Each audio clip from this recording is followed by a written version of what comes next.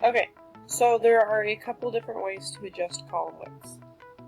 First, for all of them, for most of them, you need to hover in between two columns, so we have A and B. You can see that a lot of these headings are cut off.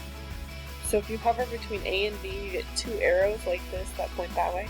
You click and drag, then it'll let you make that column bigger.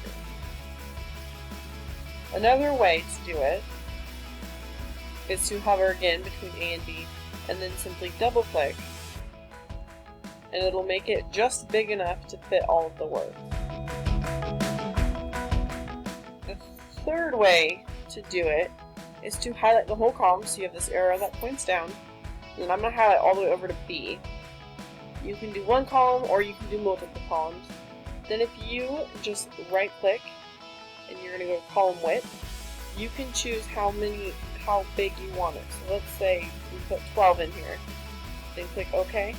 It'll make that column, both of these columns, 12. So they can be the same amount.